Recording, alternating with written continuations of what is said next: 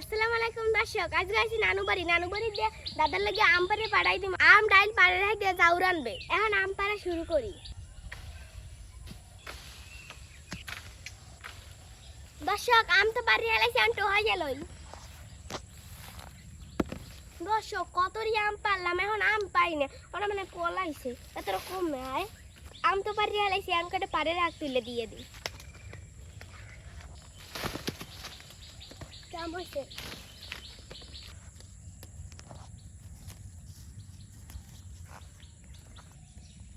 এরকম তন্তন্যে পাতা দিয়ে জাউর আনলে এমনি মজা লাগে। বাড়ি রাখ তুললে হেলাইছি। এই নাও বাবা, এখন দাদা যাই কও জাউর আনতে। নাতি হ্যাঁ নানা বাড়িতে আম আর এই পাড়ের শাক তুললে পাঠাইছে। আম, পাড়ের শাক, বোম্বাই মরিচ, খেসাই ডাইল আর চাউল এই দিয়ে আমি আজ জাউ রানবো। এই দিনই কিন্তু এই জাউ খাইতে খুব মজা।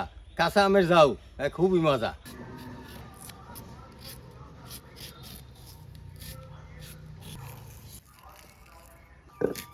এই যে আমটা কাটা হয়ে গেছে আর এই যে গাছপালা লাল টকটকে বোম্বাই মরিচ, এখন চাউল ডাইল দিয়ে দেবো।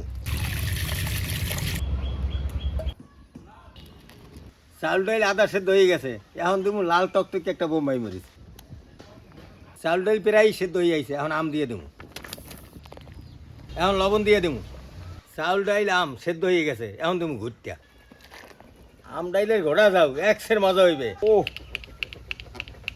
জোরে দাও ঘোড়া। ও ঘোড়া হয়ে গেছে, এখন দিয়ে দেবো কয়েকটা পাটের শাক। শাকটা সেদ্ধ হয়ে গেছে, এখন দেবো বাগার।